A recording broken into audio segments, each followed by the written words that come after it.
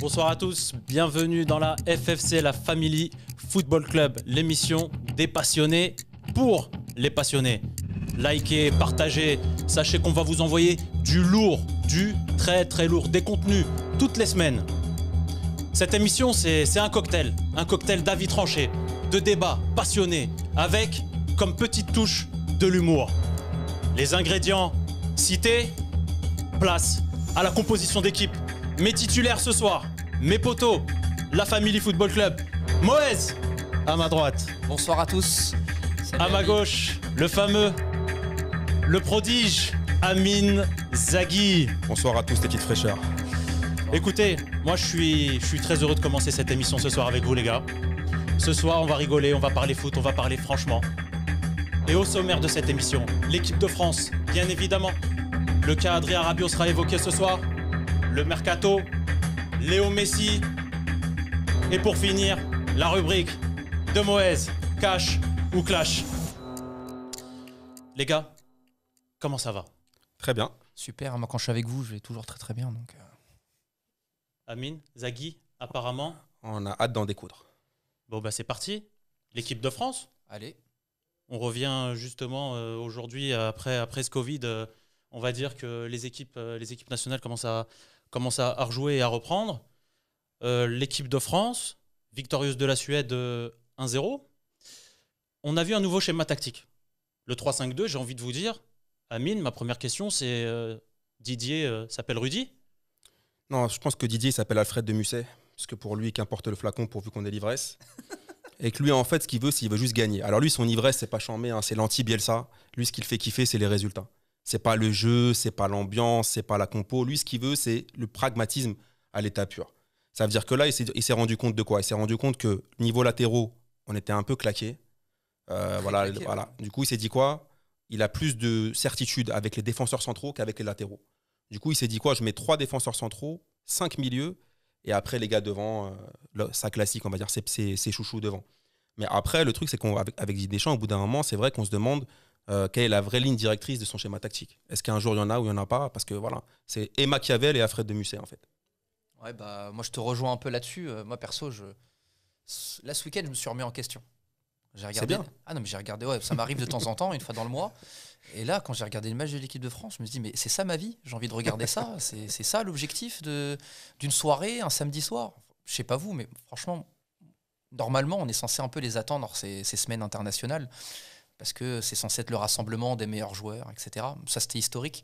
Là, aujourd'hui, voir un match de l'équipe de France, tu sais déjà que c'est chiant, quoi. Voilà, tu regardes quoi? Tu vas regarder peut-être l'exploit d'Mbappé.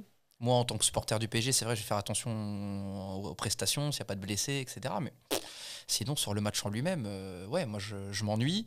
Le schéma, pour rebondir sur le schéma, le 3-5-2, Deschamps, son objectif, c'est de blinder. Quand il a découvert qu'en plus, tu pouvais rajouter encore un défenseur central en plus, à mon avis, c'était la fête à la maison. Et là, il a, en effet, comme tu dis, Amine, c'est moyen chez les latéraux. On n'a pas un vivier de ouf. On avait Lucas Digne, laisse tomber, j'ai pas envie d'en parler, mais on a Hernandez normalement qui a le niveau à gauche, qui était bon pendant la Coupe du Monde, mais déjà qui a un profil de mi-central, mi-latéral gauche. À droite, t'as un peu le même profil. Moi, c'est pour ça que j'étais hyper surpris qu'il le sélectionne pas, c'est Mukiele. Mais bon, peut-être que Deschamps, il préfère que les équipes allemandes se reposent plutôt que le PSG, donc ça, c'est un autre débat. Justement, Moïse, tu fais bien d'en parler. On va revenir sur la liste des 23 tout à l'heure. Ok, sinon sur le schéma en lui-même, sur le match, moi je sais pas, le milieu de terrain, moi, Kanté, Rabiot, ça m'excite pas. Ça m'excite pas. Après, le truc, c'est que je sais pas si on va aborder le thème tout de suite, Adrien Rabiot, ou par la suite. Non, mais le milieu en lui-même. Mais le milieu en lui-même, en fait, ce qui se passe, c'est que pour moi, encore une fois, je te dis, ce qui se passe avec Deschamps, c'est que là, si tu regardes le début de match, c'est les allumettes suédoises. Ils ont 3 grosses occasions. Franchement, tu sens que. Mais après, pour un peu excuser, on va dire Deschamps, il faut savoir que les joueurs n'ont pas le même rythme. Tu regardes, par exemple, il y en a qui n'ont pas la même préparation. Non, mais c'est vrai. Justement, les gars, je suis d'accord avec toi. Mais même dans l'idée, excuse-moi, mais même dans le fond, dans l'idée, c'est-à-dire que t'as pas de ligne directrice depuis des années, on le sait, c'est pas grave. Mais il en veut pas. Il en veut pas, mais c'est pas ça. C'est qu'à un moment donné, moi, ce que j'ai envie de dire à Deschamps, franchement, c'est écoute, merci pour ce que t'as fait. Tu nous as ramené une Coupe du Monde, c'est super. Maintenant, laisse la place à autre chose. Ou tente quelque chose, fais-toi kiffer, fais-toi un kiff. Ça y est, t'as gagné. Ouais, mais ça veut dire que c'est mal le connaître parce que lui, en fait, ah non, mais bien sûr que c'est mal le connaître. Ça veut dire qu'il a gagné la Coupe du Monde. Déjà, il faut savoir qu'en tant que joueur, on l'a gagné comme ça en 98. Lui, quand il était capitaine de l'équipe de France en 98, il l'a gagné avec un système où il y avait 3 gars au milieu. D'accord. Non, mais bien évidemment. Moi, j'ai pas de questions, j'ai des interrogations. Ouais. On t'écoute. Voilà. Quand on regarde la liste des 23, je sais pas ce que vous en pensez, les gars. Mais la liste de 23, est-ce qu'elle est crédible? Est-ce qu'elle est homogène aujourd'hui entre les jeunes pousses, peut-être des joueurs qui vont peut-être jamais jouer, entre eux, et là on va reparler aussi le retour de Rabiot, entre des joueurs qui ont le Covid, pas le Covid, entre un 3-5-2. J'ai envie de dire que là, cette trêve internationale, en fait, expliquez-moi, Deschamps, où il veut en venir concrètement. En fait, là où il veut en venir, déjà, ce qui se passe, c'est que si on parle du cas d'Adrien Rabiot, moi, je pense que, en fait, avec Deschamps, si tu analyses un peu les rapports qu'il a eu avec les joueurs, c'est comme quand tu joues à Mario. En gros, tu as 2 vies avec lui. Ça veut dire que, regarde bien, que ce soit Nasri, Gignac, Valbuena, tous les gars avec qui Payet, tous les gars avec qui ils sont embrouillés, ils ont le droit à une embrouille, pas 2. Rabiot, par contre, moi je pense que le problème avec Rabiot, c'est qu'en fait, il a un peu le syndrome Louis XIV. Ça veut dire qu'il est capricieux. Un coup, il veut pas jouer quand il fait froid. Un coup, le duc. Hein. Voilà, un coup, il veut pas être réserviste. Un coup, si sa daronne n'est pas là pour prendre les photos, il est pas content. Au bout d'un moment, je pense que, par contre, l'image renvoyée par le cas d'Adrien Rabiot, je pense pas que ça serve l'équipe de France. Mais je sais pas si vous vous souvenez, il s'en moque un peu parce qu'il avait déjà pris Lucas Hernandez, qui avait dit qu'il se sentait plus espagnol que français. Ouais, mais bien sûr. Mais après, c'est le problème, c'est que c'est toujours à géométrie variable. Ou Aymeric Laporte. Hein. Voilà. Ouais. Alors moi, sur Rabiot, en fait, à mon avis, c'est déjà un avis sur le joueur en lui-même. J'ai lu, il a fait une bonne saison à la Juve. Alors moi déjà, je suis pas du tout d'accord avec ça. Il a fait une saison neutre possible. Et en fait, je trouve que ça qualifie bien le joueur. Moi, c'est un joueur, c'est pas que je le trouve neutre. Mais en fait, quand tu l'analyses, je trouve qu'il est pas mal partout, mais qu'il n'a pas de réel point fort. C'est-à-dire qu'il n'y a pas un truc qui te dit Adrien Rabiot, ça me fait penser à ça. Tu vois, on prend d'autres milieux, je vais t'en citer, Toni Kroos, Verratti, tu vas dire le jeu de passe, le jeu dans les petits espaces, la récupération. Mais là, Rabiot, pour moi, il est bon partout. Tu vois, il est grand, il est athlétique, etc. Mais c'est pas un fou. Il n'a pas une frappe de malade, il n'a pas une vision de jeu de malade, il n'a pas des récupérations de balles de fou. Il est à peu près bon partout. Et pour moi, c'est vraiment le joueur typique Deschamps. Là, Moïse, tu parles du joueur. Tu parles, oui, de ses compétences, on va dire, techniques, tactiques. Mais c'est important parce que pour moi, ça veut dire créer toute une polémique pour un joueur neutre. Attention, justement, tu parles de polémique, on fait bien de parler de polémique, les gars. Les gars, il y a un joueur qui fait peut-être la saison de sa vie, qui joue dans le plus grand club au monde, et ce joueur, on ne l'excuse pas, on ne lui pardonne pas, entre guillemets, ce qu'il a pu faire en dehors du monde de football. Moi, je veux votre avis tranché, les gars, sur la non-sélection de Karim Benzema et justement la sélection d'Adrien Rabiot, qui est juste un paradoxe. Après, moi, je pensais que Benzema était en face de moi. Là. On est là. Kabenwebe, on est là, on lui passe une dédicace d'ailleurs. Après, oui, sur le cas Benzema, il faut savoir un truc, c'est que Deschamps l'a longtemps défendu. Il a pas marqué, il a eu une longue période de disette en équipe de France, il l'a toujours pris. Même au début de l'affaire Valbuena. Excuse-moi de te couper, là on parle du passé, il n'y a pas de souci. Le football, comme tu le sais, à tous les matchs, tu remets ton trophée en jeu. Moi, j'ai envie de te dire, voilà, aujourd'hui, justement, cette année, il fait la saison de sa vie. Il a fait une saison, il n'a pas fait 4 matchs. Il a fait une saison. Non, mais je suis d'accord, mais de toute façon, même au-delà de sa saison, c'est depuis 10 piges, le gars, il suit le Real Madrid, il est indiscutable. Et niveau football, je pense que personne ici, à part Moez, va discuter le niveau n'importe quoi, de Karim Benzema. Ces accusations-là, c'est. Mais incroyable. Après, je pense que c'est. En fait, là, c'est une histoire d'homme. Je pense que c'est un conflit d'hommes et qu'il y a des choses qu'on ne maîtrise pas Donc forcément. Là, ce que tu es en train de dire, Amine, on est sorti du contexte footballistique avec Karim Benzema. Clairement, bien sûr. Mais de toute façon, même Didier Deschamps, si tu lui parles de niveau football, je sais pas, faut être aveugle pour pas dire que Benzema, il sera indiscutable dans cette équipe de France. Il n'a pas de concurrent. C'est pas comme si à côté de ça, on avait Lewandowski en français. On n'a pas, y a pas de. Ce qui me dérange, en fait, ce qu'il devrait dire, c'est qu'en fait, tu vois, c'est comme quand tu as un problème de famille. Il devrait dire clairement, il devrait assumer devant les médias, Karim Benzema, je le prendrai plus. Mais on est d'accord, mais c'est ce qu'il le dit jamais. C'est ce qu'on se dit tout le temps avec Amine. Moi, je te le dis à chaque fois, moi, c'est ma position. C'est Deschamps, il a une légitimité en tant que champion du monde. Si aujourd'hui, devant les caméras, il dit à tout le monde, les gars, arrêtez de me poser la question à chaque conférence de presse, je vais vous dire une chose. Voilà. Tant que je suis sélectionneur de l'équipe de France, je le prends plus. Pour telle raison, parce que voilà, on s'entend pas et je le en veux pour. Écoute, tu vas lui dire quoi ? Il est champion du Ah, tu monde. peux rien On dire. parle, on parle de, va dire. on a parlé. Mais par contre, moi, ce qui Ouais, m'énerve, ouais, vas-y, excuse-moi, je moi, t'en ce qui prie. m'énerve, c'est le manque de transparence. La dernière fois, quand il lui pose la question en conférence de presse, Il esquive. mais c'est même pas une esquive, c'est ridicule comme esquive. Ah, une blague de merde. Attends, c'est pas possible, tu peux pas esquiver le sujet comme ça. À un moment donné, sois clair, t'es sélectionneur de l'équipe de France. Et là, derrière, t'as une responsabilité. Les gens, ils veulent savoir pourquoi. Et en plus, tu sais très bien que sinon, ça va arriver sur des Moi, dérives. moi, On va parler d'autre chose. Juste, ouais, on parle d'attaquants. On a parlé. On est tous clairs autour de cette table du meilleur attaquant français du moment, Karim Benzema. Aujourd'hui, le meilleur attaquant de l'équipe de France, c'est Antoine Griezmann. Est-ce qu'on a senti un Grisou fatigué de sa saison? Clairement, on peut le dire, raté. Non, mais Griezmann, en fait, ce qui se passe, c'est que tu es en train de te dire que, tu vois, c'est comme avec une meuf. Il a fait un mariage raté. Tu vois ce que je veux dire? Il a voulu signer au Barça. Il a voulu faire un mariage où il a cru que ça allait être magnifique. Au final, c'est un mariage raté. Donc, pour moi, soit il doit divorcer tout de suite, soit il doit essayer de tout faire pour sauver son mariage. Mais là, on s'est dit quoi? Normalement, l'équipe de France, il est dans un sable mouvant énorme à Barcelone. On se dit, normalement, voilà, l'équipe de France, c'est un peu son oasis. Mais là, c'était un mirage. Ouais. Le gars, ça fait 3 pénaltys de suite qu'il rate. Ça fait 3 fois qu'il manque. Au-delà de ça, il est nul. Hein. Ça fait 3 fois qu'il manque l'occasion d'égaler Zinedine Zidane au nombre de buts. Et tu te dis, là, franchement, moi, il m'a fait pitié. On dirait un personnage de Lost. Tu vois ce que je veux dire? On dirait Julien Doré dépressif. Au bout d'un moment, Griezmann, soit en fait, pour moi, c'est que vraiment, c'est le sujet du club. Normalement, on se dit que l'équipe de France, c'est une bouffée d'oxygène pour lui. Mais là, il n'arrive pas. Et même ça, moi, normalement, à la base, l'équipe de France, c'est censé être la sélection nationale, c'est censé être ton sommet. C'est pas censé être le truc qui te fait regagner de la confiance. Ça veut rien dire, ça, tu vois. Ok, bon, Griezmann, t'as un statut, t'es champion du monde, t'es titulaire, etc. Pour lui, ça peut être C'est à une cause de exception. BG Dream. Mais Depuis qu'il lui a sorti Griezmann, penalty, c'était fini. Et depuis, il les a ratés. Et depuis, il les rate tous. ah ouais, mais de toute façon, VG Dream, il a trouvé que ça, la Coupe du Monde. Les gars, on est en famille. On n'a pas assez évoqué le contenu vraiment de ce match. Bon, une Suède handicapée ou sans Zlatan Ibrahimovic, et je pense que c'est pour cette raison peut-être que Moïse n'a pas regardé le match. Non, je rigole. Il a bien regardé ce. J'ai dormi 2 fois, mais j'ai regardé. Amine, moi j'ai une question qui te va directement. La prestation de l'équipe de France dans ce 3-5-2, concrètement, est-ce que tu es optimiste ou est-ce que tu te dis non, faut le ranger loin faut le ranger dans le placard et revenir au fameux schéma initial en réalité? Bah en fait, quand tu regardes, si tu me demandes vraiment quels ont été les tops et les flops de ce match, Ouais. parce qu'en gros, c'est ça, qui a brillé, qui s'est un peu Et même, entamé. oui, et le schéma aussi. Bien sûr. Moi, je pense que Kylian Mbappé, alors, il a vraiment une situation différente, que ce soit en équipe de France ou au PSG. En équipe de France, il déçoit jamais. Ça veut dire que là, si tu regardes le match, c'était un match insipide, c'était un plat, on dirait que tu mangeais des brocolis complètement dégueulasses à la cantoche. Mais par contre, lui, c'était un bonbon sucré. Le seul bonbon sucré du match, c'est Kylian Mbappé.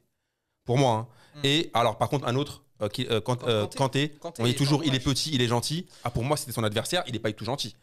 Un gars, un marquage à la culotte pareil, j'ai jamais vu ça. Ça veut dire que là, je crois que ça fait 5 matchs d'affilée.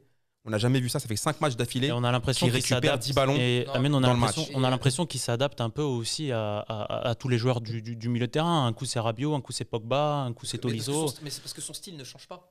Toujours le même style, on va lui demander la même chose, on va lui demander de récupérer, pas de construire. Donc, après, moi je trouve que c'est ça, c'est que pour moi, un joueur phare trop oublié en équipe de France, c'est Pogba. Et tu peux pas remplacer Pogba par Rabiot. Sans faire offense à Rabiot, tu peux pas remplacer Pogba par Rabiot. Et du coup, moi, Kanté, ce qui fait la récupération, j'ai rien à dire. Donc pour toi, Moïse, Rabiot, c'est un flop Bah ouais, moi, Rabiot. sur ce match? Bah, Rabiot, si tu me dis, kiffé, pas kiffé, bah moi je le mets plutôt dans les pas kiffés que de gens qui kiffé. Ok, il fait un match neutre, mais moi, comme je te dis, Rabiot, je le juge comme un joueur neutre. Il est rarement catastrophique, il est rarement excellent, il est souvent entre les deux. C'est comme ses capacités sur le terrain. Pour moi, c'est vraiment ça. C'est une crêpe sans sucre, sans Nutella, rien. C'est une crêpe. Il n'y a rien, c'est ça. Pour moi, c'est ça, Rabiot. Après, ça peut être une super bonne crêpe. Hein. Je dis pas sans faire. Voilà, nos amis bretons, ils connaissent, mais c'est pas le joueur qui me fait kiffer. Je vais pas au stade pour Rabiot. Tu vas au stade pour Rabiot, toi? Ah non, jamais. Mais après, pour moi, les autres déceptions, c'est quand même Upamecano. Ouais. On en parlait beaucoup. Et je pense que le pauvre, il s'est mis beaucoup de pression. Il s'est mis trop de pression. Parce que Ça reste son premier match en équipe Voilà. de France. Même en plus, même se prendre un carton dès le début. C'est ça où je voulais en venir. Ça veut ton dire match, que il est le faussé gars, tu derrière. vois, c'était sa rentrée des classes. Il avait préparé, tu vois, les Stan Smith. Il avait préparé tout, la chemise bien et tout. Et il voulait tellement bien en faire que Moi, dès à la l'époque, première minute... Amine, à l'époque, on n'avait pas des Stan Smith quand on. Les Stan Je sais Smith, pas c'est pour toi, ancien. mais- C'est ancien, les Stan Smith. Ouais, mais bon. Attends. Non, parce que lui, il avait des requins. Personne ne le sait. Ah, c'est ouais, mais pour après... ça. ah oui, Lui, d'accord. c'est un mec comme ça. C'est un mec de requin. Mais ouais, non, Upamecano, je trouve que c'est quand même une petite déception. Et les latéraux. Alors, si tu... Bah, si tu peux développer sur les latéraux, Amine, les latéraux. Je trouve que les Tu nous latéraux. dis non, mais tu nous laisses un peu en. Non, mais les latéraux, pour moi, c'est Tu vraiment. nous mets l'eau à la bouche et tu nous parles pas des latéraux. C'est la stratégie, c'est toujours la même stratégie. Pour moi, les latéraux, qu'elles soient Lucas Digne ou Léo Dubois, encore une fois, je vais me répéter, mais pour moi, c'est pas au niveau de l'équipe de France. Ça, c'est du niveau pour moi. Vous vous souvenez à l'ancienne quand il y avait Louis Ndoula, etc. en A'. Ouais. Tu vois ce que je La veux dire fameuse, Adil Rami aussi. Quand il jouait au Stade Charletti. Voilà, exactement. Bah là, je pense que c'est la même chose. C'est les coiffeurs. Je suis d'accord. Mais justement, on parlait de l'incompréhension. Non, mais on parlait de l'incompréhension de cette liste. Il y a une incompréhension de la liste. Il y a une incompréhension du 3-5-2. J'ai envie de revenir, moi, au premier, à la première question. Le 3-5-2, ça t'a choqué. Bah, exactement, mais à la première question. Non, mais j'ai l'impression que Didier Deschamps a regardé le Final 8. Je sais pas, il a dû peut-être textoter avec Rudy Garcia, il s'ennuyait. Mais les amis, ce soir, plutôt, j'ai envie de dire, lors de France-Suède, ou de Suède-France plutôt, qu'est-ce qui s'est passé dans la tête de Didier Deschamps? Les amis, est-ce que vous êtes d'accord avec cette liste et avec ce schéma tactique? Bon, encore une fois, je te dis, pour moi, il a vraiment voulu se rassurer. Gestion de mon père de famille, il a voulu se rassurer, donc il a blindé. Point. Mais après, elle te choque, toi, la liste? Mais pour moi, ça me choque pas. Alors moi, Rabiot, elle me choque pas, moi, la liste. Après, moi, j'ai quand même. Moi, elle me choque un peu. Si, elle me choque parce qu'il n'y a pas de deuxième latéral droit. On n'a pas assez parlé du cas de Oussem Aouar. Normalement, oui, justement. Mais toi, tu l'aurais pas vu dans la liste? Non, mais en fait, Oussem Aouar, je pense qu'il a le même syndrome que Fekir. Je pense que les Algériens lui ont jeté un œil d'enfoiré. Parce que Fekir, il a été sélectionné en équipe de France. Le pauvre, il s'est blessé. C'était horrible pour lui. Alors que c'est un joueur de ouf.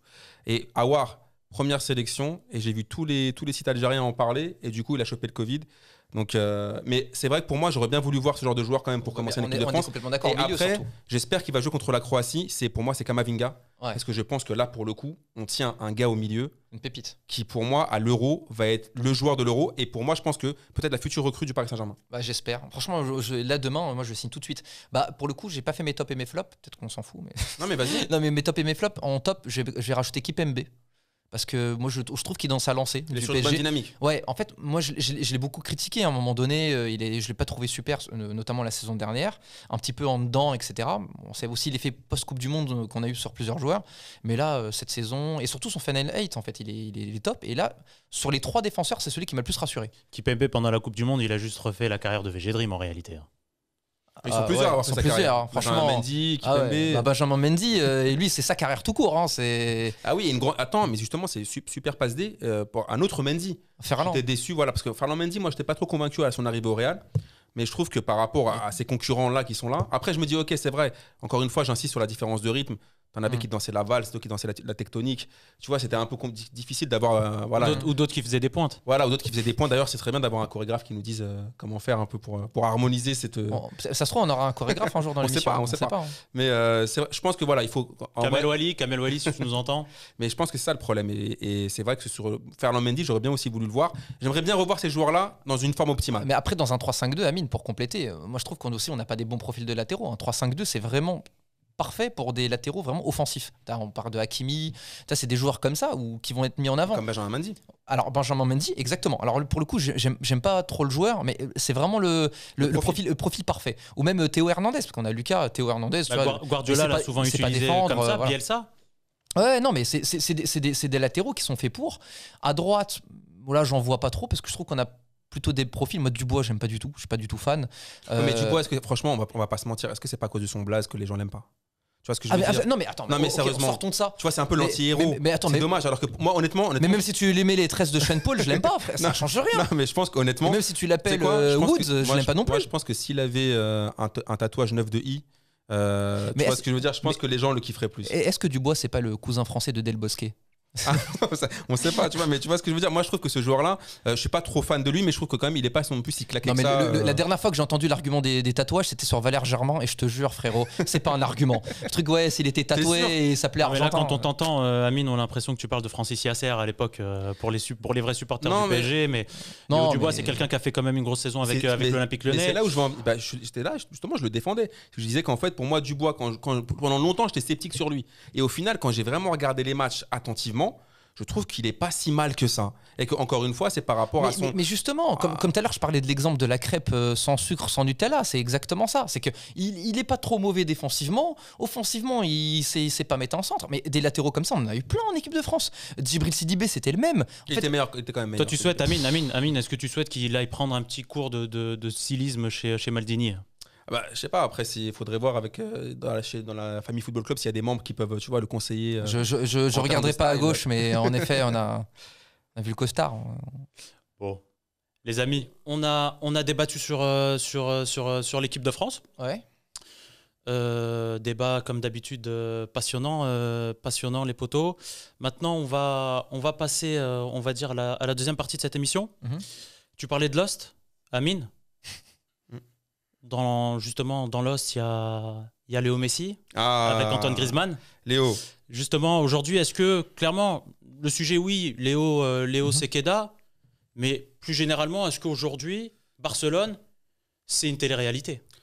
Non, mais Léo Sekeda, déjà, il faut replacer le contexte. Parce que moi, déjà, son interview lunaire qu'il a donnée, elle est extraordinaire. Justement, je te parlais de télé-réalité par rapport à tous ces éléments. Il faut quand même qu'on replace ce qu'il a dit. En gros, Sekeda, parce que en fait, c'est comme si un gars qui voulait divorcer sans payer la pension alimentaire.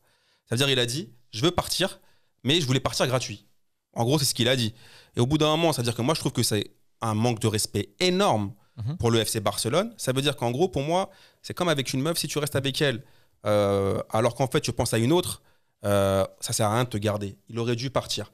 Parce qu'il clame quand même haut et fort, il continue de clamer haut et fort le fait qu'il voulait partir et qu'il veut partir. Et il met même des coups de pression quand tu lui parles de Koeman ou du futur avec le FC Barcelone. Il te dit, en gros, ce qu'il m'a expliqué, c'est une gestion de mon père de famille. Oui, mes enfants sont contents à Barcelone. Ils voulaient pas changer d'école. Ils ont fait un roulé-boulé par terre. Ils ont pleuré. Voilà, ils voulaient retrouver leur poteau à l'école, etc. Mais lui-même, il a jamais dit. Enfin, il a dit oui, j'aime mon club, c'est Barcelone, etc. Mais il a jamais dit ouais, c'est mon club de toujours. Je vais vraiment le porter haut. Il a juste dit ils m'ont pas laissé partir. Je pensais partir gratuit. La clause finalement c'est pas bon. Bah du coup je vais rester. Perso, moi j'ai trouvé ça ridicule, vraiment ridicule, à partir du moment où t'es là, t'as fait ta déclaration, Jorge Messi qui se déplace en costard Celio, il arrive, il va voir Bartomeu. En fait, Bartomeu, il a fait exactement ce que Leonardo il aurait dû faire l'année dernière au PSG. Les mecs sont arrivés, ils ont proposé Todibo, je sais pas qui, le gardien du stade, ils ont tout mis dans l'offre. Ils ont proposé tout le monde. Ouais. Ils ont proposé tout le monde, je te jure. Ils ont mis tout le monde et nous on écoutait. Tu vois, pareil, on écoutait. Bartomeu, il a dit c'est quoi la clause? T'as pas vu la date à côté là? À 30 juin, quel dommage. Eh ben non mon gars. Moi les gars, je veux votre avis clairement sur le fait que Barcelone était considéré comme un peu le club parfait. Le tiki-taka, Guardiola qui entraîne l'équipe première et qui remporte 6 trophées. Je termine les amis sur même la gestion, les recrutements, c'était la perfection. Ils ont touché la perfection, les planètes se sont alignées. Comment vous expliquez qu'aujourd'hui, c'est l'inverse? C'est le club aujourd'hui, excusez-moi du terme, qui fait le plus pitié. Ouais, mais regarde, si tu regardes moi, j'ai mon expression favorite, c'est le poisson pourrit toujours par la tête. Au bout d'un moment, quand tu mets un président comme Bartomeu, le gars, alors lui par contre c'est festival. Le gars il a fait partir Neymar. Xavi, Iniesta, ça s'est mal passé. Messi, il a mal géré. C'est lui qui a pris les transferts de Coutinho, etc. Tu es en train de dire que le Barça d'aujourd'hui, le déclin, j'ai envie de dire, du Barça d'aujourd'hui, c'est un vrai déclin. Bien sûr. Faut dire les choses comme elles sont. Si on parle de Liverpool, si on parle de la Roma, et enfin bref, et je peux débattre pendant des heures. Est-ce qu'aujourd'hui, tu es en train de dire que la cause principale, c'est Bartomeu? Mais bien sûr, Bartomeu, il a géré le Barça comme il gère une épicerie. Regarde ce qu'il a voulu faire. Il s'est planté sur tout. Il s'est planté sur les ventes. Il s'est planté sur les achats. Au bout d'un moment, quand tu as une gestion aussi catastrophique, normalement, s'il a un tant soit peu de figure, alors après, je sais qu'il attend la prochaine élection. Mais normalement, je suis désolé, au bout d'un moment, tu n'attends pas l'élection. Tu as un peu d'amour propre. Non, mais tu dois démissionner. C'est plus compliqué parce qu'au Barça, c'est un système de socios. Si le président il démissionne, il est même à la fin de son mandat, en fait, on va analyser sa situation économique, ce que tu as gagné, ce que surtout tu as perdu. Et à la fin, le mec, il va être les socios, c'est le board, il est solidaire des dettes, ce que j'ai compris. Okay. Et ça, le mec, il peut pas démissionner maintenant. Il faut d'abord qu'il essaye le maximum possible de remettre un peu le bateau à flot pour pouvoir après se casser. Et là, pour le moment, il peut pas le faire. Ouais, mais le problème, c'est que là, c'est le Titanic. Là, tu parles de mettre le bateau à flot. Là, regarde ce qui se passe. C'est-à-dire que là, il prend Ronald Koeman. Mais qui est Ronald Koeman pour entraîner, comme tu as dit, pour toi, le club qui était le club parfait, le FC Barcelone? Koeman reste quand même une légende du Barça pour les. Ouais, mais d'accord. Il faut avoir plus de 50 ans, mais ça reste quand même une légende du Barça. Ouais, mais ok, mais c'est comme si tu vas dire si Basile Boli va entraîner l'Olympique de Marseille. Bah, c'est un peu ça. Au bout d'un moment, il faut avoir une légitimité. C'est-à-dire que tu ne veux pas juste parce que tu es Ronald Koeman et que tu as porté le maillot du Barça, venir et être le héros. D'ailleurs, non, mais c'est sélectionneur. Tu sais, il y a une espèce de proximité culturelle, vraie ou non d'ailleurs, entre les Pays-Bas et le Barça. Tu as bien vu quand De Jong il est venu, c'était limite c'est le le compte de l'Ajax Amsterdam, il était plus content que le compte Oui, du non, c'est Barça. vrai. Je trouve ça ridicule. Et là, en fait, c'est juste de dire, bah voilà, vu que de toute façon, on a ce côté-là, proximité Pays-Bas, Barça, on ramène Koeman et ça va faire plaisir. Mais de toute façon, c'est une solution de secours. On sait tous que c'est de l'intérim. Qu'au final, le prochain entraîneur du Barça qui donne espoir à Oui, tous les c'est supporters, Xavi. c'est Xavi, on le sait tous. Et donc, du coup, il faut trouver le mec qui va faire au mieux la transition. C'est ça l'objectif. Mais là, aujourd'hui, Bartomeu, moi, je suis d'accord avec Donc, toi en sur gros, tu es ton en train bilan. de m'expliquer qu'en fait, là, ils sont en train de prendre un animateur BAFA, en fait. Tu prends un animateur BAFA, un accompagnateur, le temps de les nouvelles élections. Mais Amine, tant que tu auras Messi sur le terrain, ok, d'accord, je veux bien, dictateur, pas dictateur, c'est des là, je les trouve ridicules, mais tant que tu auras Messi sur le terrain, n'importe quel coach, ça va être un accompagnateur. Dernière petite question sur Barcelone. On voit des entreprises aujourd'hui qui sont au-dessus des États. Mhm. Est-ce que aujourd'hui, dans ce football moderne, Mhm. on est en train de vivre peut-être une chose assez atypique, c'est que Ça fait un joueur est au-dessus Ça d'un fait- club. Ça fait longtemps, ça. Mais clairement, il est clairement au-dessus du club. Mais fait- après, oui et non, parce que là, regarde, si vraiment il était au-dessus du club, il serait Ouais. parti. Ah non, Je vais te dire pourquoi. Parce que la volonté, elle est telle de partir, et encore, il leur montre même plus de tendresse. En gros, il pense juste au bien-être de sa famille. Mais justement. Ça veut dire que s'il veut vraiment partir, si vraiment il voulait partir, il serait parti au procès, Non. il serait parti au clash. Non, mais regarde, si demain tu dis Messi ne vient plus à l'entraînement pendant une semaine, 2 semaines, 3 il a semaines. fait de pas venir à Non, l'entraînement. non, il l'a fait 2 jours. Ouais, mais quand même. Il l'a fait 2 mais jours. C'est hyper grave. Il a envoyé son père dire voilà, Mais c'est- le matin dire je m'en Mais vais. c'est gravissime. Oui, mais attends, c'est pas la même chose que regarde, tiens, Ah, vraiment mais un joueur qui imagine part au Neymar, clash, il le fait au PSG, il vient pas à l'entraînement. c'est pas la même chose. Mais Non, Neymar, c'est il pas la peut- même chose. Mais attends, mais Souviens-toi qu'année dernière, Neymar, il est pas venu au début. ah non, attends, il est venu en retard. Il est pas venu au Oui, début. attends, il est venu Il en a même retard. menacé de plus s'entraîner. Non, mais ça, menacé de pas s'entraîner, moi j'ai pas vu la lettre de menace, frérot. Ouais, mais- Donc tant que je l'ai pas entendu, il a pas ouvert la parole, il a pas dit ouais, je menace de plus m'entraîner. C'est Il après- a parlé quand même. Non, Neymar. Il a dit qu'il voulait quitter le Oui, Barça. d'accord, mais il a parlé après, quand il a recommencé à jouer. C'est le seul moment où on l'a entendu. Sinon, tout le reste, c'est la presse. Mais ce que je veux dire, c'est que le joueur qui refuse d'entraîner, il n'est pas allé passer les tests Covid, c'est hyper grave. Pour moi, Messi, si on voulait une preuve qu'il était plus grand que le club, on l'a eu. Non, mais attends, un joueur, non, mais il fait une Moïse, attends, interview, excuse-moi. il dit, attends, il a cartonné, il cartonne la Mais direction. attends, mais Moïse, franchement, quand tu regardes le feuilleton Messi, S'il n'est pas plus grand que le Ah, club, justement, c'est mais Barça qui franchement, dit ouais, une offre à 100 millions, il part. mais franchement, ça a duré beaucoup plus court qu'une telenovelas turque. Ça a duré combien de temps 2 jours cette histoire Non. Allez, arrête. quoi Un Arrête. week-end Non, ça a duré 2 semaines. Non, arrête, non, même pas 2 semaines. Il Ça était là, oui, regarde, son père. Le mieux pour moi, celui qui résume le mieux, c'est son père. À 8h, il s'en va. À 19h, il reste. Tu vois ce que je veux dire? Ouais. Donc, au bout d'un moment, si vraiment il veut partir, Mais il fait tenir le truc. parce qu'il a pas le charisme de Neymar Paille. Non, C'est mais juste si pour tu ça. veux le Non, mais- bras de fer, si tu veux vraiment l'engager, tu l'engages de ouf. Mais, Les gars, là, les gars, et là, il s'est rendu compte que c'est mort. sans transition, on va clôturer sur ce débat fougueux sur Messi et le Barça. On va parler un peu mercato. On Mhm. est dedans. Profitons-en. Les gars, Kylian Mbappé, j'ai envie de dire, il a fait une Mbappé. Après, je ne sais pas si vous êtes à l'aise aussi avec cette communication de Kylian Mbappé, de commencer à donner des leçons un peu C'est pas donner des leçons. aux dirigeants des PSG. Mais justement, c'est ma question, Moez. Il est intervenu, il a demandé à sa direction d'acheter des joueurs et d'acheter des joueurs qualitatifs, j'ai envie de dire. Aujourd'hui, il y a quand même un grand nom au PSG en tant que directeur sportif, c'est Leonardo. Mhm. Et donc il peut plus parler. Bah, j'ai envie de te poser cette question, Moez. Bah écoute, moi je suis totalement pour que des joueurs comme Mbappé ou comme Neymar qui incarnent le projet du PSG, ils s'expriment. Et il a tout à fait raison. Il a tout à fait raison. Ah ben moi, pour moi, il a 1000% raison. Amine, on va laisser Moez Attends, s'exprimer attends, comme mais il là, faut. pour moi, il a- Mais je t'attends, mais Amine, pour moi, Amine, pour moi, il a- je t'attends là, le frérot là, C'est quoi, il va chauffer sur Je vais le Kylian. laisser se développer, après je vais le terminer. Exactement. Non mais vas-y, tu peux terminer le métro, moi tu me termines pas frérot. Non, tu vas voir ça, le Mbappé, pour moi il a 1000% de s'exprimer. Et attends, il incarne le club. Ok, bien sûr que moi je le trouve encore plus légitime de s'exprimer le jour où il voudra prolonger, mais pour le moment, le joueur, qu'est-ce qu'il dit? En fait, c'est quoi son message? C'est de dire, on a fait finale, et maintenant, comme tous les autres clubs qui ont fait finale et qui l'ont gagné juste après, il faut recruter du lourd en sachant, mais pertinemment, que le PSG non seulement avait des manques de base, et en plus de ça, en plus des manques, a perdu des joueurs. On perd Thiago Silva, on perd, bon, après Meunier et Cavani, je les compte même pas dans les pertes, mais on va dire en nombre, en effectif, tu les perds. Bah, évidemment que lui, il met la pression. Mais attends, mais c'est quoi? Mais Leonardo, on doit quoi? On doit brûler un cierge avant de parler? C'est quoi le délire? Comment ça? Mais moi, le truc de mettre Leonardo au-dessus de tout le monde, moi j'en ai marre. Non, moi, en fait, c'est pas sous cet angle-là que je voulais. Non, mais parce que je c'est voulais en comme ça venir. que ça a été présenté. Le problème pour moi, c'est que Kylian Mbappé, quand tu le prends, Ouais. c'est lui normalement qui est censé te ramener le club en Ligue des Champions, en finale Ligue des Champions. Et il l'a pas fait. Non, ça veut dire qu'au bout d'un moment, dire, moi, j'en ai marre d'avoir des joueurs qui sont payés 40 millions l'année, te dire, ah bah, tu sais quoi? Mais en Ah, fait, non, mais gilet jaune avant de dire ça, Amine. Moi, je vais mettre mon gilet jaune. Bien sûr, je le mets pour ça parce qu'il faut arrêter ces gars-là. Le gars, il a l'audace de te dire, moi, je veux qu'il y ait du lourd pour que je reste. Mais mon gars. Non, il a pas dit ça. Non, attends. Il a pas dit ça. Mais c'est ce qui s'est sous-entendu. Il est très intelligent, Kylian Mbappé. Il a une communication très intelligente. Il a un clan qui est très intelligent. Oh, on est d'accord. Là, c'est une machine là-dessus de communication. Attends, laisse-moi finir. Ouais. Lui, son clan, actuellement, ils sont en train de négocier pour une prolongation de contrat. T'es d'accord avec moi? Ouais, mais on le sait tous. Le gars là, au bout d'un moment, toute sa vie, il est là en mode moi, tu me parles pas d'âge, moi, je veux gagner, moi, je suis le plus fort, moi, j'enchaîne.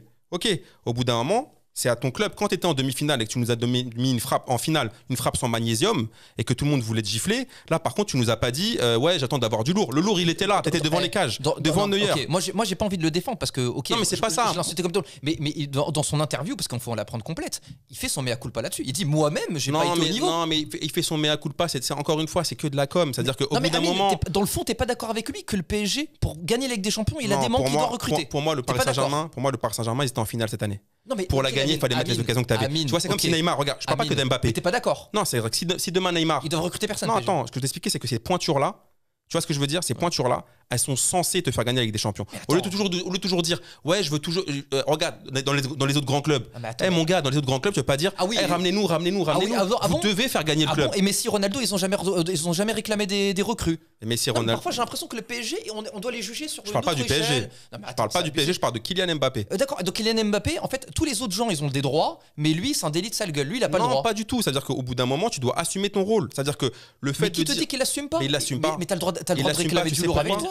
Amine, peut-être via cette déclaration, ce que tu es en train de dire, c'est qu'il a pas assumé son rôle de leader. Mais bien sûr. Au bout de cette déclaration, en disant ramenez-moi de l'aide, SOS. Non, mais j'ai besoin qu'on m'aide. C'est pas de l'aide. Il y a 11 joueurs au foot. C'est pas Federer qui demande une nouvelle raquette. Là, on parle d'un joueur, d'un effectif. T'as pas milieu de terrain. Ça fait 3 ans qu'on a. Même depuis Thiago Motta, t'as pas un milieu de terrain. T'as pas de milieu de terrain, mais t'es arrivé en finale.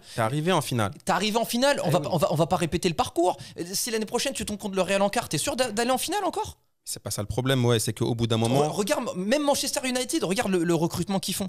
À un moment donné, ok, je veux bien, il y a un contexte, un Covid, mais c'est normal d'exiger d'avoir un peu de. Mais c'est pas normal. Mais attends, mais si t'es pas exigeant. Fais ton taf, fais ton job sur le terrain. Mais il faut arrêter. Et ensuite, une fois que tu feras ton job sur le terrain, après, tu n'es pas. Regarde, qu'est-ce qu'a dit Leonardo hier? Qu'est-ce qu'il a dit? Ouais. Et à un moment, il a parlé de Zlatan Ibrahimovic. Il a dit Zlatan Ibrahimovic, super mec et tout. Mais à un moment, qu'est-ce qu'il a dit? Un truc très intelligent. Il a dit Zlatan, quand il est arrivé, il nous a réglé plein de problèmes. Et il s'est un peu pris pour le Mais président. on lui a dit, par contre, attention, t'es pas directeur sportif. T'es un super joueur, t'es un super capitaine, t'es un super motivateur, etc.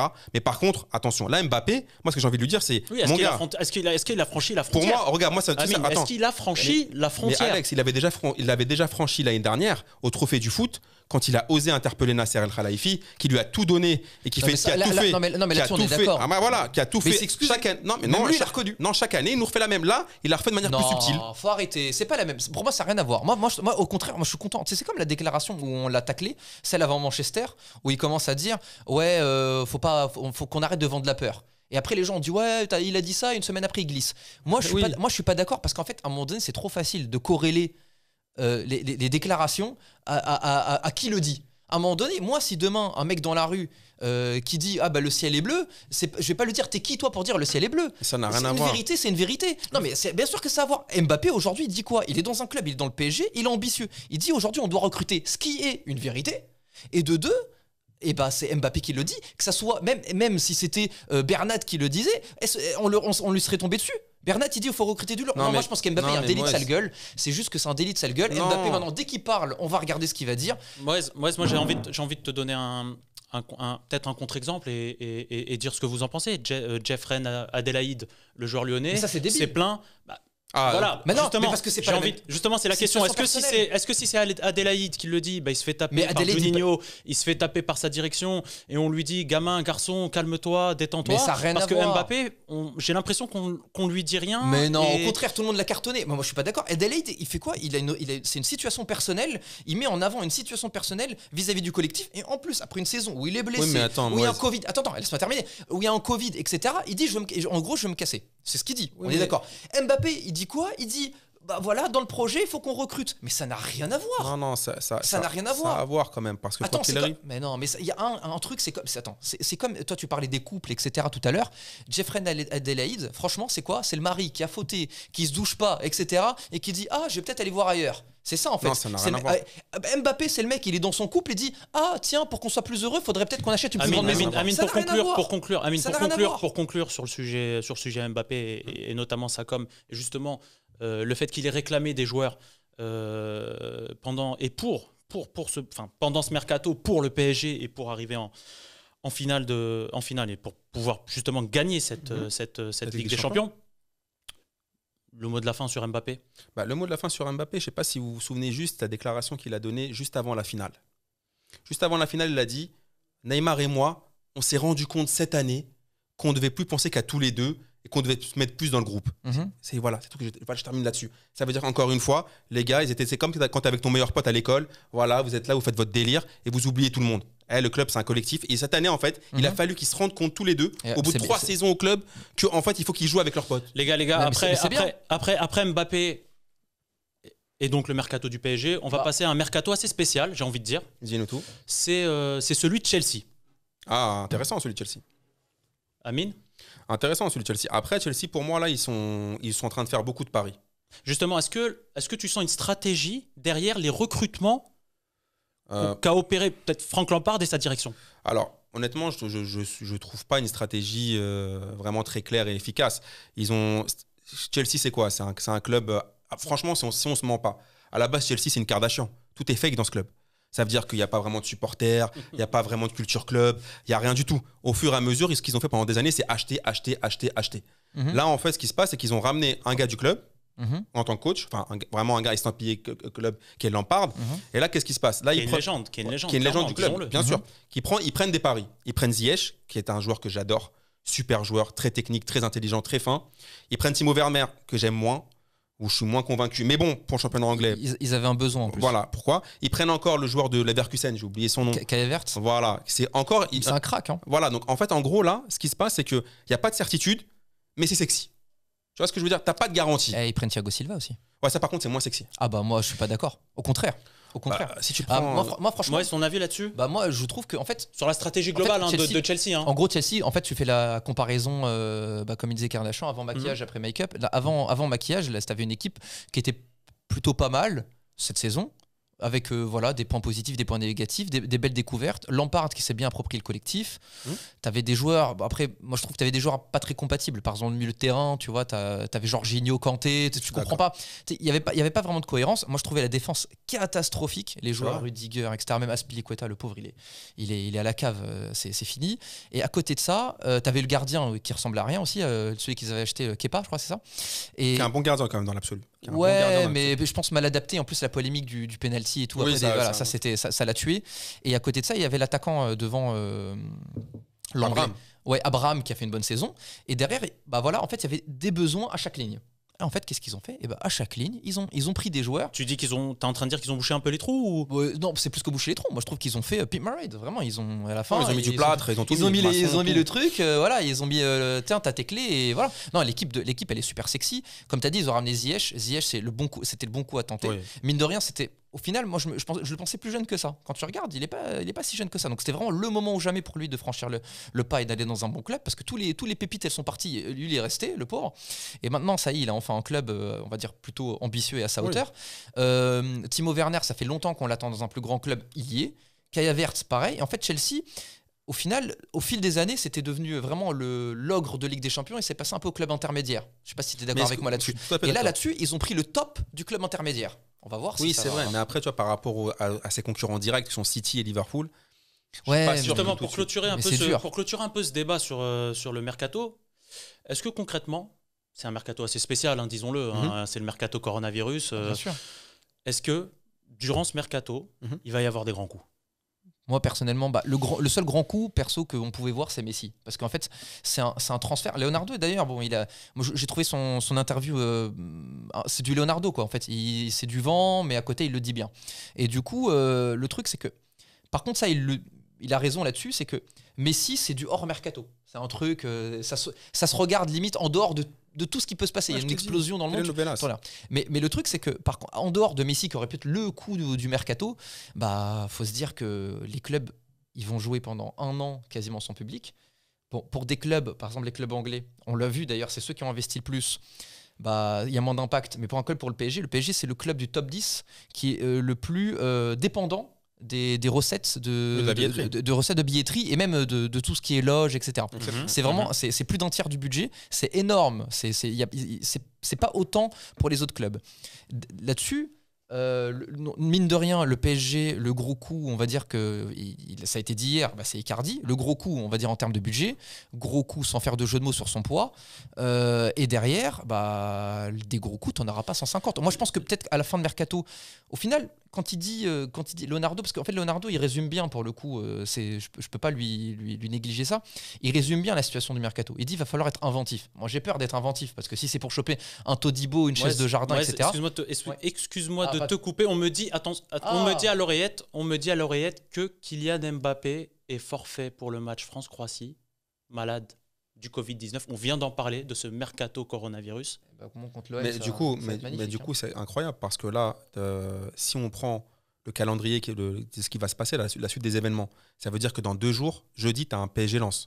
Un Lens PSG normalement. Bah, je vais jouer apparemment. Et voilà, il vient de m'appeler Thomas Tuchel. Franchement, juste tu t'enlèves les mocassins. Et justement, c'est pour ça que je vous parle du mercato parce que c'est un vrai sujet. On a l'impression qu'on va pas se mouiller, qu'on n'a pas les moyens économiques, mais en même temps, tu as des joueurs qui tombent malades. Tu sais quoi, Alex. En fait, ce qui se passe, c'est que le mercato. Tu as 5 changements. Sur le mercato, en fait, ce qui va se passer, c'est qu'en fait, c'est imprévisible. Ce qui se passe, c'est qu'aujourd'hui, c'est un effet domino. Si un gros bouge, tu vois ce que je veux dire, ça peut faire effet domino. Parce que là, regarde ce qui se passe. Par exemple, Griezmann. Tout à l'heure, on en a parlé. Oui. Là, le pauvre, il a la cave. Si par exemple le Bayern va le chercher ou le PSG ou j'en sais rien, tu sais pas ce qui peut se passer. Tu vois ce que je veux dire? Parce que là, même au Barça, regarde le mercato Lidl de Barça. T'as qu'un club anglais qui peut le chercher. Regarde, ils prennent qui? Memphis Depay, Wijnaldum, sans leur manquer de respect. Tout à l'heure, on parlait de. Le mercato, c'est un peu les soldes, quoi. Ouais, non, mais là, c'est pire que les soldes. Là, tu vas à Primaire. Tu vois ce que je veux dire? Là, tu prends Wijnaldum et Depay. Pour moi, c'est vraiment du milieu intermédiaire. Pour les plus anciens, peut-être citer un peu Brice, Tony Boy. Non, mais je suis d'accord avec toi. Mais de toute façon, regarde, je pense qu'il y a des clubs symboliques là-dedans. C'est la Juve. Club symbolique. Les mecs, ils sont là. Et aujourd'hui, le seul coup qu'ils ont fait, c'est ramener Arthur. Et ça s'est fait comment? Ça s'est fait en échange avec Pjanic. Et mais ils comptent prendre Suarez. Hein. Moi, je pense que Suarez. Ouais, mais Suarez, ils vont le prendre comment? Libre. Ah ouais, Ouais, mais c'est libre. Par exemple, l'Inter avec Vidal, c'est pareil. Aujourd'hui, c'est un mercato de coût et un mercato d'ingéniosité. Et oui, c'est le problème. C'est qu'à un moment donné, de toute façon, c'est difficile parce que les gens ils raisonnent souvent en termes d'enveloppe dans le mercato. Ouais, c'est quoi le budget mercato? 100 millions ça veut rien dire. Aujourd'hui, un transfert, quand tu achètes un vieux qui va faire 2 ans, ça te coûte plus cher qu'un jeune qui va te faire 5 ans. Clairement. Y a un transfert, ça s'amortit. Et aujourd'hui, bah, tu n'as pas de visibilité. Tu sais pas quelles vont être tes recettes sportives. Comme l'a dit Alex tout à l'heure, tu sais pas comment ça va se passer au niveau de ton effectif, des joueurs qui vont pouvoir jouer, pas jouer, etc., qui vont être malades. Parce que là, si on doit reporter tous les matchs, bah là, le PSG. Là, les amis, moi, je vous dis juste une chose. J'ai hâte d'être à la semaine prochaine pour encore parler de ce mercato. Si tu me permets, Alex, moi, si je peux être mauvaise langue, parce que j'aime bien être mauvaise langue, je me demande si cette histoire de coronavirus. Peut-être qu'il faut interroger ton ex. Si j'étais conspirationniste, avec toute la polémique qu'il y a eu sur Mbappé, doit-il jouer, pas jouer, démarrer, pas démarrer, je me demande. Donc il a fait exprès de pécho quelqu'un. Je pense qu'il a fait une embrassade à Mandanda et qu'il s'est dit, vas-y, au cas où. Ça, c'est le style de Payet, ça, c'est lui qui fait des bisous à tout le monde. Mais voilà, les amis. Là, on s'approche de la fin de l'émission. Ah, malheureusement. Non, moi j'ai envie de dire heureusement parce que la fin de l'émission, c'est une rubrique assez spéciale. C'est la rubrique de Moez, Cash ou Clash. Moez, je ne connais même pas le sujet de ce soir et je n'ai même pas voulu le savoir parce que, en fait, comme tous ceux qui nous regardent, j'ai juste envie de t'écouter là. Ah, mais c'est gentil, mais bon, faut pas non plus donner trop d'attente aux téléspectateurs ou à ceux qui nous regardent. Je te mets la pression exprès, Moez. Je sais pas si vous avez vu cette semaine, il y a une petite info qui est peut-être passée inaperçue. C'est que l'Estac, donc club de Troyes, s'est fait racheter par Citigroup, donc le club qui détient dans Manchester City, New York, voilà, il y a le club de Melbourne, etc. Et du coup, bah, je sais pas, j'ai vu cette info. Moi, le lendemain, je me suis endormi. Et parfois, quand je m'endors et que je mange un peu lourd le soir, je fais des rêves. Il se passe des choses bizarres quand tu rêves. Hein. Bah, Les rêves, ils sont. On va analyser ça aussi. Je vais pas te décrire dans mes rêves, mais ça pourrait faire parler ça aussi. Donc voilà. Donc là, ce soir, je vais demander un petit peu d'imagination. Parce que j'ai fait un petit rêve et je vais vous raconter tout ça. Allez, on t'écoute. Nous sommes en 2025. Et là, le deuxième du championnat reçoit le premier. L'Estac. Dimanche 21h, le public est chaud. C'est fini, il n'y a plus de Covid. Et l'Estac, renommé Troy City, reçoit l'OM au stade de l'Aube, lui aussi devenu Etihad Stadium. Dans les gradins, le plein de personnalités. Du côté de l'OM, Mourad Boudjelal, qui accompagne Mohamed Ajroudi. Les deux, le regard crispé, parce que ce soir, l'OM joue sa saison. Du côté de Troyes, on peut apercevoir la jet set troyenne, hein. Djibril Sidibé, Raphaël Mezrahi qui accompagne René, connu parce que franchisé au Tacos, place Saint-Rémy pour ceux qui connaissent. S'il y a des stars en tribune, le terrain n'est pas en reste. Parce que du côté de Troyes, on peut apercevoir Gareth Bale qui s'échauffe. Et oui, Gareth Bale, convaincu par le projet troyen. Bien sûr, le parcours de golf de la Cordelière a bien pesé dans la balance. En face, Steve Mandanda, 65 ans, toujours là pour garder les cages de l'OM. À la pointe de l'attaque, enfin, Sergio Agüero, l'attaquant argentin qu'on annonce chaque année à l'OM. Il est là, ça y est, il est présent. Avec une doublette avec Zidane. Mais Enzo Zidane. Mais bon, Mourad Boudjelal, quand il a promis Zidane, il n'a pas précisé lequel. Donc bon, ça compte quand même. Bon, je vous fais pas de dessin. Le match est serré. Et qu'est-ce qui se passe ? Première mi-temps, Gareth Bale ouvre le score. But. D'abord refusé, puis accepté par la VAR. Donc même dans mes rêves les plus chers, la VAR, c'est encore un bordel. C'est finalement une frappe contrée du talon de Badiachil qui permet à l'OM de revenir au score. Le match est toujours serré et là, Enzo Zidane, 30 mètres, paf, frappe en pleine lucarne. L'OM mène 2-1 et non 3-1 parce que Jacques-Henri Hérault dans mon rêve était devenu président de la Ligue et du coup les buts à l'extérieur de la surface comptent double. C'est une victoire 3-1 de l'OM.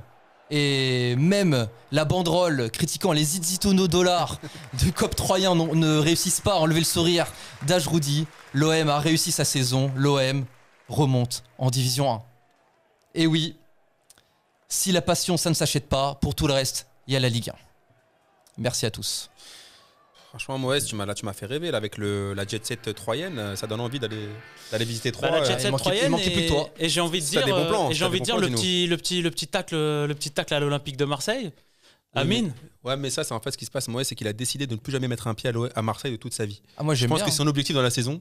Il se dit, franchement, là, je veux plus prendre le train jusqu'à Marseille. Donc là, toutes les semaines, il va nous allumer. Moi, j'ai l'impression que si Moïse égare Saint-Charles, ça va être compliqué pour lui. Non, mais je serai là pour le défendre. Amine, est-ce que t'es ma caution marseillaise ? Bien sûr. Genre quand je vais là-bas, genre tu viens avec moi. Bien sûr, mon gars. Je viens avec toi avec un. Mais ça va, il y a pire, il y a plus méchant. On a une famille ou pas ? Ah, mais on est une famille. C'est la famille. Les gars, on clôture cette émission.